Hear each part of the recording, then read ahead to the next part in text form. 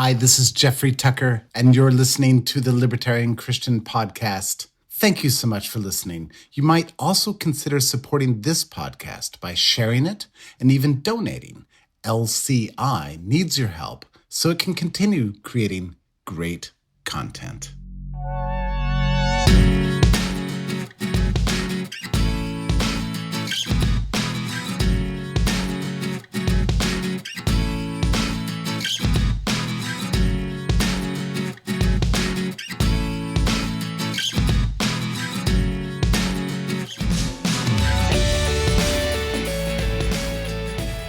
Welcome to another episode of the Libertarian Christian Podcast, a project of the Libertarian Christian Institute. I'm Doug Stewart, and with me today is Nick Gosling, and we are on part 5 of the Libertarian Christian Mission and Core Value Statements. So we're going to talk about Libertarian Christian Core Value number 4, which is social institutions matter for human flourishing. If you are just now joining us on our podcast for the very first time, you're probably expecting us to tell you to go back and listen to parts 1 through 4, and we would certainly encourage you to do that. However, if you continue listening now, it's okay to go back later and then and catch up. It's not a problem at all. So what we want to talk about is why social institutions matter for human flourishing. In the previous episode, we did talk about how we were made for community, how human beings were not made to be isolated individuals, and what all that entails and why that's important to us. So go back and listen to that episode when you're done with this one. But we also wanted to declare and share with you that we believe that human flourishing truly matters in the Christian's life and in the Christian's vocation. It's not just something that we are using as just this nice, cool word in our core values to be like, hey, we believe in human flourishing. No, it's really, really core to our value because we know we have the advantage of 200 years of really rapid human flourishing, and it's pretty obvious to us that this is good.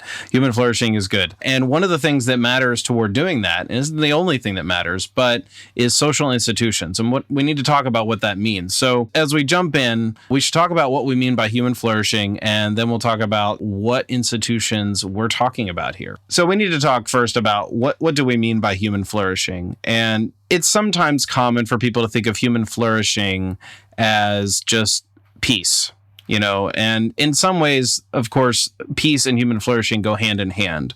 But when we think of the word peace, we often don't think of something beyond the mere absence of violence. The Jewish term shalom means something more along the lines of peace and human flourishing. And it's important that we kind of keep those together. Human flourishing is about living as God intends us to live, in harmony with one another, in harmony with God's will, God's purposes for us. We flourish in that we grow, and not just spiritually, of course, although that's important. And if we are growing spiritually as individuals and as communities, we will be doing God's kingdom work, and we will see progress in the world. I kind of hesitated to say that word progress because it's not always a given that progress happens, and it can be a word that's misused. People say things like the wrong side of history, which is kind of odd because it just assumes that whatever they have in mind for the word progress is the right side of human history. And so I kind of want to avoid just using the word progress. However, we can, I think, pretty objectively declare that the last several hundred years has brought about huge progress in our world. So it's important for us to note that human flourishing is not simply progress. It's not simply the absence of violence or the absence of conflict, but it means a true human well-being that extends more than just personally and also within the community and even the broader world. I mean, if you can imagine that healthy individuals that are working in a way that are living in a way that is loving toward other people, maybe just loving because it's a little bit of that, self-interest kind of mindset to some people, maybe who aren't Christians. But you have individuals who are healthy and they're interacting with one another in ways that are not just avoiding conflict, but are in ways that are actually helpful to one another. We talk about mutual beneficial exchange in things like that. We see human flourishing as a result when we see people working in that way. This kind of brings to mind something that people on the left often kind of make fun of, the invisible hand, as if people who believe in capitalism actually believe that the invisible hand is literally guiding something in the way that Christians often talk about the Holy Spirit guiding people. And I often just want to say to them, what else would you expect but flourishing and progress. When people voluntarily choose to work together and do their darndest to avoid conflict by working things out through mutual exchange, whether there's money involved or not, but money helps, kind of lubricate the exchange and makes it peaceful. What else would you expect but flourishing? This isn't rocket science. On the one hand, it's like, well, people are acting peacefully. That's what we would expect. We would expect progress. So yeah, human flourishing is a really big deal. And it's important for human flourishing that we honor individuals. But then there's this component of created to be social beings. It's our design by God that we work together to promote human flourishing. Well, it's that together that we need to talk about because there are many types of institutions, one of them being one that we rail against and are anti every single episode in this podcast, pretty much. And as an institute ourselves, we believe that there's the institute called the state that is founded on violence that has questionable legitimacy. Right. So that's something that we discuss here all the time throughout the podcast, throughout the website, is this whole issue of the state as an institution and what kind of effect it has on society. Now, Doug, recently you've been reading the new book by Jonah Goldberg, and you shared a quote here that I think really captures this well, so I'll go ahead and read this. It's, "By reducing American life to the individual or the state, with nothing important in the middle, we sweep aside all of the nooks and crannies of life where people live and interact. The cliche that government is just the word for the things we do together renders invisible the vast ecosystem of civil society where people voluntarily cooperate and find meaning in their lives." Now, I think that just really hits the nail right on the head. And, a book that we've brought up a number of times on this show, I've brought it up many times, and it really kind of Goldberg almost seems to be building on the shoulders of Robert Nisbet here. Well, in fact, on the very next page, he's quoting Nisbet. Okay, well, there you go. So Robert Nisbet was a sociologist in the 20th century, and his book, his most famous work, was The Quest for Community. And in that book, basically, one of the things that he explains, and really maybe the central thesis, is that the state is a counterbalancing institution that competes with all other types of institutions. So we have what we would call legitimate or natural institutions like the family, the church, the business, the company, the club, whatever. All kinds of different institutions that exist in society. Like you said, Doug, this is an institution. The LCI is another example of an institution, a voluntary society. All kinds of institutions throughout society. But the state is different. The state is not like any of these other institutions. For one thing, the state is the only institution that funds itself through theft. And we could say, okay, well, yes, criminal syndicates, gangs also fund themselves through theft. But if you look at this through kind of a Rothbardian lens, the state is really just a criminal gang that's a lot bigger and more successful than other criminal gangs. So if you're looking at it from that angle, and some people would dispute that, and that's fine, because Nisbet himself was not an anarcho-capitalist. But the point is that the bigger the state gets, the lesser influence is available to these more natural and rightful institutions. And that doesn't necessarily work the same way with these other institutions compared to each other. So, for example, you can have a very robust family institution and a very robust church institution and very robust business institutions, et cetera, et cetera. But where the state grows, all of these other things necessarily lessen in their influence and their strength and their ability to really impact people's lives in a positive way. And when you go back and you look, and Nisbet talks about this in his book, Doug, I'm not sure if Goldberg touches on this, but when you really go back and you look at kind of the history of Western civilization over the last several centuries, we sort of see this crescendo around Rousseau and the lead up to the French Revolution, because there's this sort of idea of cutting out all the middlemen, all these middle institutions, and all you have are the state and the people. And the people are all subservient to the state. They only exist primarily to serve the state, and everything sort of feeds into the greatness of the state. And so to the extent that you have even religion, you have a civil religion that exists to serve and glorify and grow the state. The extent that you have families, the family unit is there to produce people and rear them up for the service of the state. To the extent that you have business, it's there to form a tax base for the state. So in this line of thinking, the state is supreme. It is God, if you will, and everything else is kind of subsumed under that. And Nisbet's argument is that that is basically the nature of the state, is that it grabs power for itself. It amasses this power. You can't limit it arbitrarily. It will always do whatever it can get away with in the long run, over the long course of history, to amass as much power to itself as possible. And so this necessarily leads to the diminishing of these competing natural institutions. So you can't have a strong church community, family community, things like this in a functional kind of open way where you have a large, powerful state. They are mutually exclusive. Yeah, I'll confirm that Goldberg does talk about Rousseau. He also talks about John Locke. The book that we're referring to here is by Jonah Goldberg. He's the author of Liberal Fascism. He is part of National Review.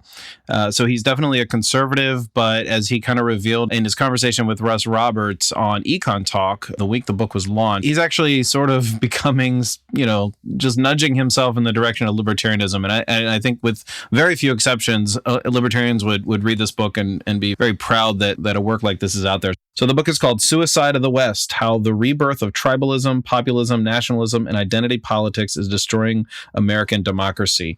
The question that might be kind of circulating in the back of our minds, and this is part of what Goldberg's point is, and I don't want to bring Goldberg up too much. We're talking about our core values here, but he just makes like a timely point when we're talking about this, is why on earth is the state's attempt to capture the imagination of human beings, why does it even have any purchase whatsoever with individuals who go to the state to allegedly or presumably find meaning in their life, or to provide action that will then provide meaning? Well, the answer is human beings seek out meaning. And one of those ways is through relationships and community. And if there are mediating institutions such as church, family, and other institutions that are what we would may call more local, that are unable to provide a sense of meaning, then you have the state just swoop in and do that. Well, the reverse is also true. If the state is just constantly going in that direction, then those other mediating institutions are unable to do so. And so it becomes a sort of feedback loop between two ends of what we often think of as opposite ends of the spectrum: atomism and collectivism. And one of the other things that Goldberg talks about, which is he's actually referring to a different author in this, who the name escapes me at the moment. But what actually happens is on both ends of that spectrum, atomism on the one hand and the collectivism kind of on the other, is that alienation happens. It happens at atomism, it happens at collectivism. Atomism, because we were made for community. And if we get too atomistic, then we will feel alienated. But on the other hand, why would collectivism, you might wonder, why would collectivism make us feel alienated? It's because the state crowds out what Goldberg calls the little nooks and crannies of life where people actually live. Because, and I'm quoting Goldberg, mediating institutions provide a sense of meaning, community, and even identity that gives people a sense of belonging and fulfillment. So whenever anybody says things like, oh, well, we all belong to the government, and Democrats are very, very keen on kind of communicating that. Well, that just kind of creeps me out a little bit because nobody asked me to belong to it. So that's weird. And on the other hand, I find very little meaning in, oh, wow, I'm part of the federal government, or I have a little tiny itty bitty say in the federal government. What's happening is people are playing on our alleged patriotism or a little bit of nationalism, affinity for what it means to quote unquote be an American. And again, I'm speaking as an American citizen. To many of our people here in our audience is American. So it kind of tries to appeal to that, but then there's like a bait and switch that is the state saying, I will take on the cloak of being your nationalist, affinity. And what happens is it's kind of a bait and switch there. And it just leaves us alienated. And then it leaves this gap.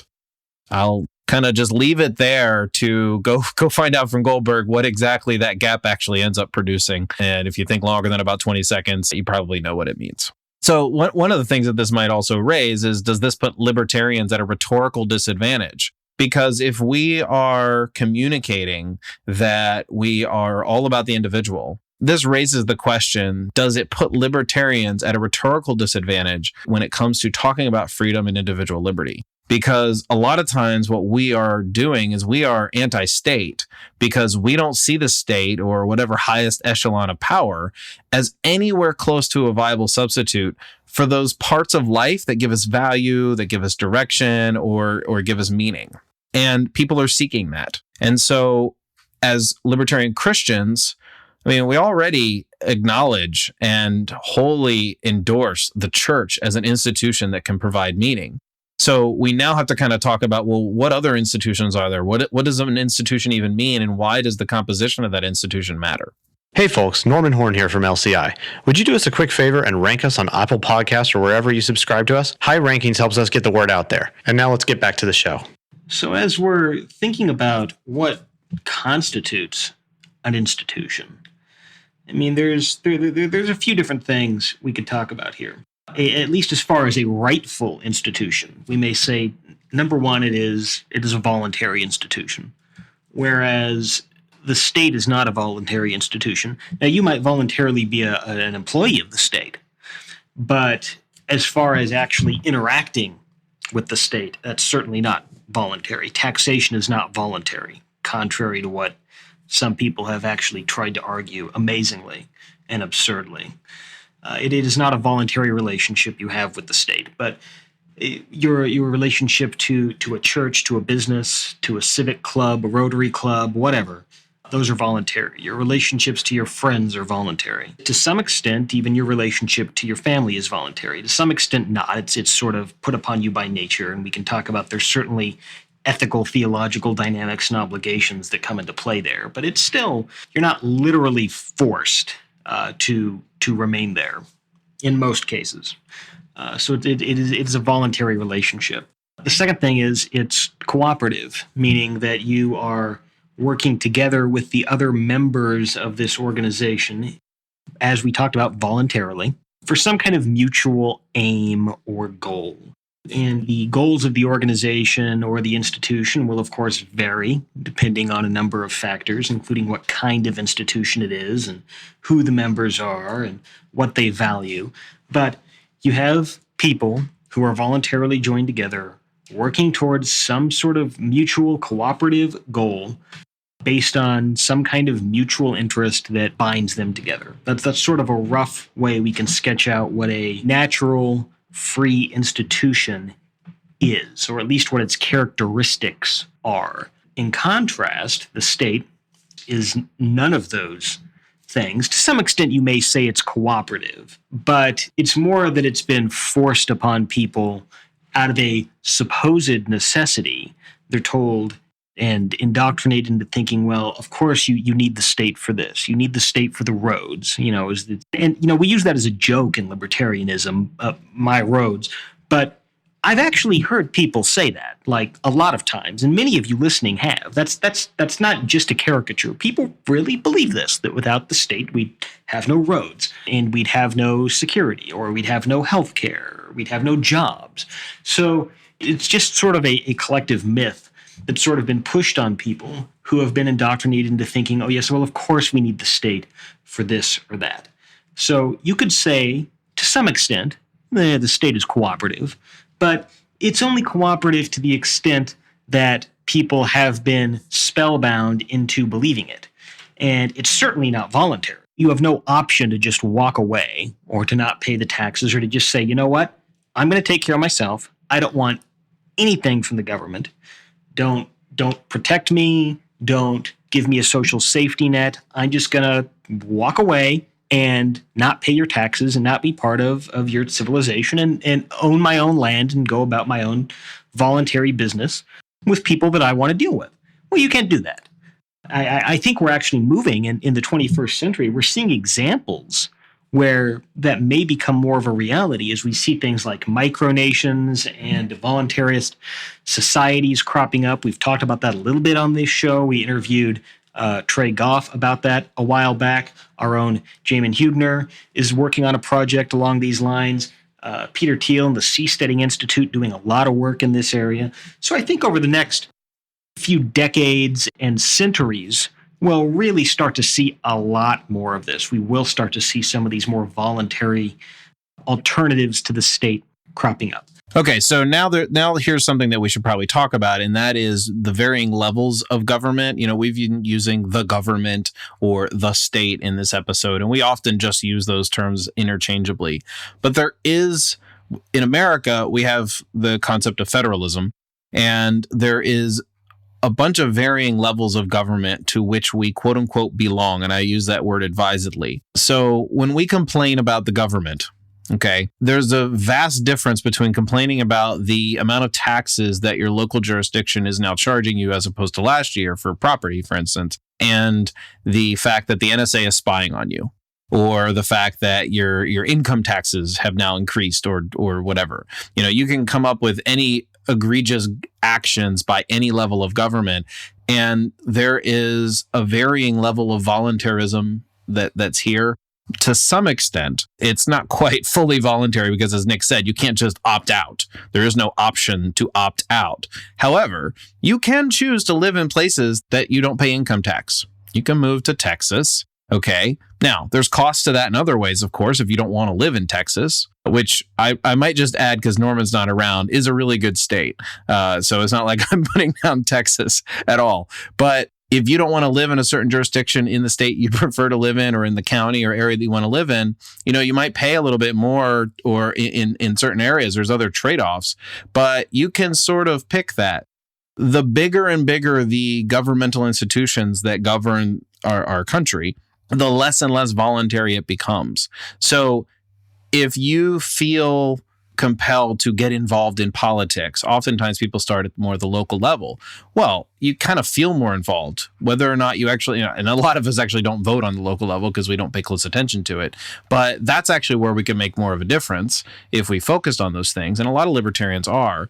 But I guess I just want to emphasize the point that when we talk about the government or the state, we mostly are talking about the concentrations of power to which they become such a dominating force that there's absolutely no way of opting out of its influence. And the lower and lower you get, or I like to say the localer you get to who we are, there might be pockets of meaning, especially in very small rural communities, to where, these little governing institutions, I mean, I like everything they do, but there is a sense in which you possibly could belong to that community. I mean, I grew up in a community in a very small area of the country that was under a couple thousand. And so while that sounds like a large number compared to a single individual, it's way more possible for me to find identity within that group than it is for me to find identity in the county I'm living in now, which is several 100,000. So I think it's just important to kind of emphasize that there are varying levels of voluntary going on here, and we don't want to disparage people from feeling some sort of affinity for the people and institutions that are nearby. So whatever level of government we're talking about here, let's come back to the fact that the state and pretty much every level of government is in some sense founded on violence, in that is the MO behind how they can operate. If you don't cooperate, eventually you'll find yourself at the point of a gun. So violence-based institutions are institutions that we would say have violence at the back of them. It's not that our institutions that we would call have violence as their backing. So the type of institution matters. The type of institution matters. I cannot stress that enough. It matters how we work together. That is the libertarian point that should be preached so hard toward those who are mostly on the left, who think that we need to cooperate and they think that the government is the only way to do that. Well, if they think that a violence-based institution is the only way that we can accomplish ends, then I would say they have an impoverished imagination. And if they're Christians and they think that the Lord needs the government to accomplish the ends of the kingdom of God, they have a pretty impotent gospel that is able to do that, because that's not how the gospel works. The gospel doesn't need the state to accomplish what it exists for. Right. And I mean, one of the other things to observe here is that the state doesn't even really impart the meaning and the goals that it claims to very well at all. So, I mean, we could say that, for example, there is some value in a sense of identity that comes with the state, your country. I mean, even I personally, I'm an anarcho-capitalist. Many of our listeners are, many aren't, whatever, again. But me personally, I am. But I'm still an American, and I still love America. But America and the state are not the same thing.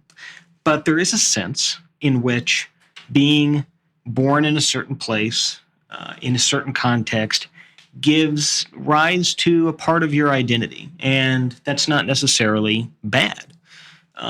When it becomes nationalistic, especially aggressive against other people, then it becomes bad. But loving the place you're from and having a sense of identity from that and caring about those people, yeah, that's good. So that's arguably one thing that is at least morally neutral. Let's say it can be corrupted and used for bad, and it often is, but it's not intrinsically bad. Let's say it's morally neutral. But that's really one of the only things that the state kind of brings to the table in a somewhat positive way. Pretty much everything else it tries to do is done poorly. It is either done aggressively or through some form of coercion and violence and theft, or it's just inefficient because the market is better than the government. The government can't do anything well. The market always does it better. And if it's something that wouldn't happen on the market, then that means it's something that consumers don't want. So who cares if we don't have it? It's something consumers don't want. So there's the sense in which the state is counterproductive and fails even on its own terms. It doesn't bring what it's supposed to deliver. And then fundamentally, and we talk about this all the time at LCI, is that the ways of the state, that is to say, using state power, using state coercion to get what you want, is not a Christian way of going about things. It's not a Christian ethic. We can say, oh, this or that is something wrong in society. This is something that shouldn't exist. It's something that we should seek to get rid of. But the way in which we do it is also important. And the state really is just a one-trick pony, and it's comply or die. Whereas that's not the way of the kingdom of God. It's not the ethic modeled in the New Testament, which calls us to affect change through service and ministry and prayer and love and all these sorts of things that are modeled for us in the life of Christ in the early church. But that is not what the state does. The state mirrors Rome and pretty much just has that one thing, which is you're going to comply or else. So for all these reasons, the ethical dynamic, the economics and the efficiency thereof, or the lack of efficiency in the state, for all these reasons, the state is not capable of serving as a focal institution for the flourishing of human civilization. Only these natural, voluntary, cooperative institutions like family and church and other voluntary organizations are capable of actually achieving those ends. Yeah, I think that's a really important point. And one thing that might be, for those of you who are minarchists out there. You might be thinking we're coming on a little strong on the anarcho-capitalism side of our organization. And, of course, the two of us that are talking about this lean that way. But I will say this. I don't personally expect to see an anarcho-capitalist society in full force anytime in my lifetime. That doesn't mean that as a matter of principle, I do not value that way of looking at life and affirmation of complete nonviolence when it comes to social institutions. But I will say this. Insofar as the state or any level of government can be an enabler of those other institutions doing what they do well, that could be the part where the state could contribute, in a sense, to human flourishing. That is, maybe more as a referee rather than the provider. Of course, no libertarian, even a minarchist, thinks that the state should provide all these things for us. But insofar as it can actively work or even just get out of the way, which is mostly probably the best way to do it, enable or get out of the way those other mediating institutions to actually do the work, then the state can be one of those institutions that can kind of exist, but not because it's something that gives us meaning, not because it's something that gives us value or a sense of belonging. So that's our core value. We believe that social institutions matter for human flourishing. We want to hear what you think about that. You can email us at podcast@libertarianchristians.com. We have one more episode in this series, which will be part 6, and that'll be talking about our final core value as the Libertarian Christian Institute. Thanks for listening. Thank you for listening to another episode of the Libertarian Christian Podcast. If you liked today's episode, we encourage you to rate us on Apple Podcasts to help expand our audience. If you want to reach out to us, email us at podcast@libertarianchristians.com. You can also reach us at LCI Official on Twitter. And of course, we are on Facebook and have an active group you are welcome to join. Thanks for listening, and we'll see you next time. The Libertarian Christian Podcast is a project of the Libertarian Christian Institute, a registered 501c3 nonprofit. The audio engineers were Doug Stewart and Jason Rink, and voiceovers were by Matthew Bellis and Caitlin Horn. If you'd like to find out more about the LCI, please visit us on the web at www.libertarianchristians.com.